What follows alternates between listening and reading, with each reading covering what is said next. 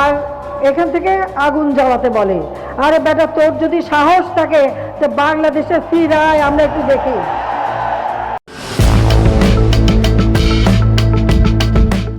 দম্ভের পতন ও বুমেরাং, ফাঁসির ঝুঁকি নিয়ে সত্যি কি দেশে ফিরছেন শেখ হাসিনা? কুগেলম্যানের রূঢ় ভবিষ্যৎবাণী, ফিরলে বাকি জীবন কাটবে জেলের প্রকোষ্ঠে। অনুশোচনাহীন সাক্ষাৎকার নাকি রাজনৈতিক স্ট্যান্ড? হাসিনাকে কি আর কেউ বিশ্বাস করছে? সময়ের চাকা কতটা নির্মম এবং অপ্রত্যাশিত হতে পারে তার সবচেয়ে বড় উদাহরণ হয়তো আজকের বাংলাদেশ। একসময় ক্ষমতার মসনদে বসে দম্ভ ভরে যিনি বর্তমান প্রধানমন্ত্রী তারেক রহমানকে উদ্দেশ্য করে হুঙ্কার ছুঁড়েছিলেন, সাহস থাকলে দেশে ফিরে আয়, আমি একটু দেখব। আজ সেই একই চ্যালেঞ্জ, সেই একই প্রশ্নবাণ বুমেরাং হয়ে ফিরে এসেছে খোদ শেখ হাসিনার দিকে। 2024 সালের সেই রক্তক্ষয়ী ছাত্র জনতার গণ অভ্যুত্থান, তাসের ঘরের মতো ভেঙে পড়া 15 বছরের এক লৌহ কঠিন স্বৈরতন্ত্র। ক্ষমতার শীর্ষবিন্দু থেকে পালিয়ে ভারতে আশ্রয় নেওয়া শেখ হাসিনা গত প্রায় 2 বছর ধরে সেখানেই আছেন। কিন্তু সম্প্রতি ভারতীয় গণমাধ্যমে দেওয়া তার একটি এক্সক্লুসিভ সাক্ষাৎকার বাংলাদেশের রাজনীতিতে নতুন করে এক বিতর্কের দাবানল উস্কে দিয়েছে। ক্যামেরার সামনে বসে তিনি সদম্ভে ঘোষণা দিয়েছেন, সব বাধা, সব ষড়যন্ত্র পেরিয়ে তিনি নাকি এবছরই বাংলাদেশে ফিরছেন। কিন্তু প্রশ্ন হলো, এটি কি সত্যি কোনো বাস্তবসম্মত পরিকল্পনা, নাকি অস্তিত্ব সংকটে ভোগা একজন নেত্রীর নিছকই এক ফাঁকা রাজনৈতিক আওয়াজ?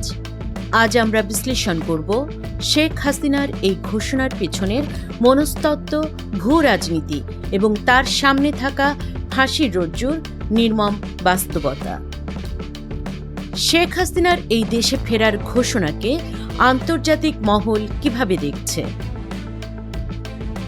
আমেরিকান পররাষ্ট্রনীতি বিষয়ক প্রখ্যাত লেখক এবং দক্ষিণ এশিয়া বিশেষজ্ঞ মাইকেল কুগেলম্যান অত্যন্ত রূঢ়ভাবে এই দাবির ময়নাতদন্ত করেছেন।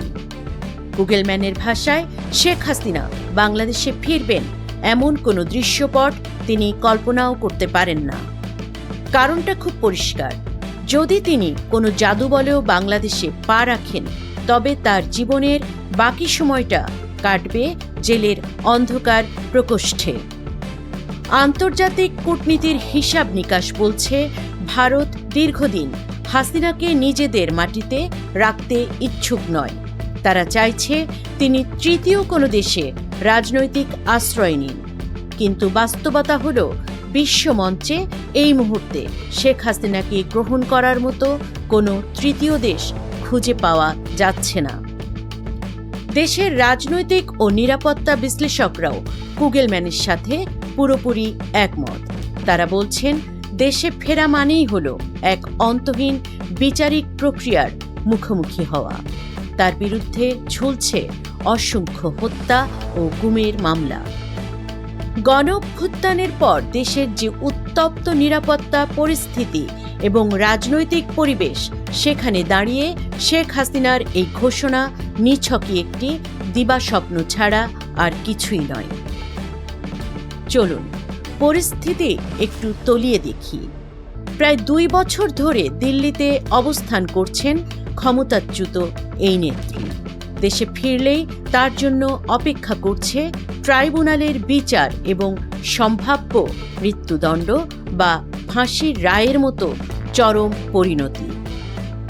এই পাহাড় সম ঝুঁকি মাথায় নিয়ে তিনি বলছেন, এবছরই দেশে ফিরব। কিন্তু কিভাবে, কোন জাদুর কাঠির ছোঁয়ায়?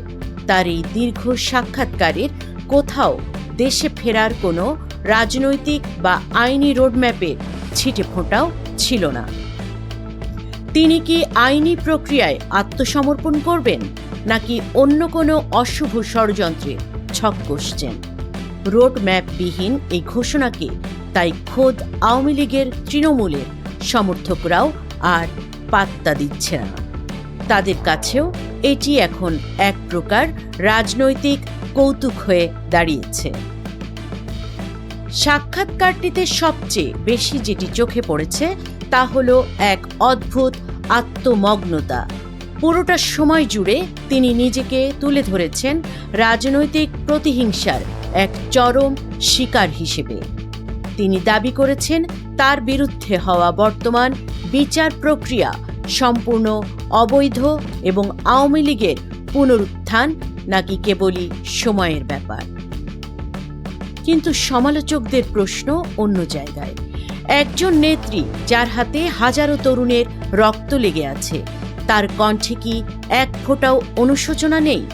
তার দীর্ঘ 15 বছরের শাসনামলে আয়নাঘরের মতো গুমের কারখানা, বিরোধী রাজনৈতিক নেতাদের উপর বর্বরচিত নিপীড়ন, ক্রসফায়ার আর 2024 সালের জুলাই আগস্টের সেই ভয়াবহ গণহত্যা, এসব নিয়ে তার কণ্ঠে নেই কোনো আত্মসমালোচনা।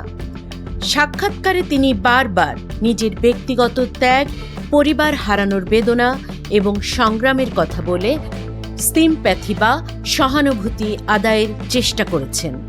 কিন্তু 2024 সালের আন্দোলনে যে শত শত মায়ের কোল খালি হলো, তাদের কান্নার কোনো মূল্য কি তার কাছে নেই?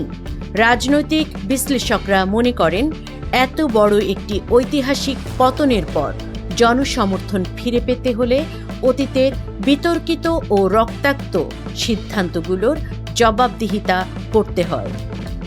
কিন্তু শেখ হাসিনা সেই পথে হাঁটেননি। তার এই সাক্ষাৎকারে ব্যাখ্যার চেয়ে আত্মপক্ষ সমর্থন এবং অনুশোচনার চেয়ে দম্ভই বেশি প্রকাশ পেয়েছে। তাহলে কেন এই ঘোষণা? কেন তিনি নিশ্চিত ফাঁসির দড়ি সামনে জেনেও দেশে ফেরার এমন অবাস্তব দাবি করেছেন? বিশ্লেষকদের মতে এর পেছনে রয়েছে দুটি সুনির্দিষ্ট মনস্তাত্ত্বিক ও রাজনৈতিক কারণ। প্রথমত, আওয়ামী লীগের ছন্নছাড়া ও আত্মগোপনে থাকা নেতাকর্মীদের একটি বার্তা দেওয়া। নেতৃত্বহীন দিশেহারা কর্মীদের মনোবল চাঙ্গা রাখতে এবং তাদের রাজনৈতিকভাবে সক্রিয় রাখতেই এই দেশে ফেরার মোলা ঝুলানো হয়েছে। দ্বিতীয়ত, আন্তর্জাতিক মহলের কাছে নিজেকে এখনও বাংলাদেশের রাজনীতির একটি প্রাসঙ্গিক চরিত্র হিসেবে তুলে ধরার এক মরিয়া চেষ্টা। তিনি বোঝাতে চাইছেন তিনি এখনও ফুরিয়ে যাননি, কিন্তু বাস্তবতা হল তার এই দাবিগুলো এখন শূন্য কলসির আওয়াজের চেয়ে বেশি কিছু নয়। শেখ হাসিনার এই ঘোষণা বাংলাদেশের বর্তমান রাজনৈতিক সমীকরণে হয়তো নতুন আলোচনার জন্ম দিয়েছে, তবে তা কোনো ভয়ের রাজত্ব ফিরিয়ে আনার জন্য নয়। মানুষ এখন দেখতে চায় এই ফাঁকা বলির পর বাস্তবে কি ঘটে। ইতিহাস কাউকে ক্ষমা করে না। যিনি একসময় দম্ভ ভরে অন্যদের দেশে ফেরার চ্যালেঞ্জ ছুড়ে দিতেন, আজ তিনি নিজেই এক পলাতক আসামি। তার এই প্রত্যাবর্তন আদৌ কখনো ঘটবে কিনা তা হয়তো সময় বলে দেবে। তবে এটি নিশ্চিত, যদি তিনি কখনো ফেরেন তবে তাকে ফিরতে হবে লাখো জনতার রক্তের হিসাব দিতে, বিচারের কাঠগড়ায় দাঁড়াতে। শেখ হাসিনার দেশে ফেরার এই রাজনৈতিক স্ট্যান্ড আন্তর্জাতিক মহলের প্রতিক্রিয়া এবং বাংলাদেশের পরিবর্তিত রাজনৈতিক প্রেক্ষাপটের প্রতিটি চাঞ্চল্যকর আপডেট সবার আগে পেতে চোখ রাখুন আমাদের চ্যানেলে। এতক্ষণ দেখছিলেন ইকো অফ বাংলাদেশ। প্রতিদিনের এমন নিউজ আপডেট পেতে সাবস্ক্রাইব করুন আমাদের চ্যানেল, সেই সাথে অন করে রাখুন বেল আইকন।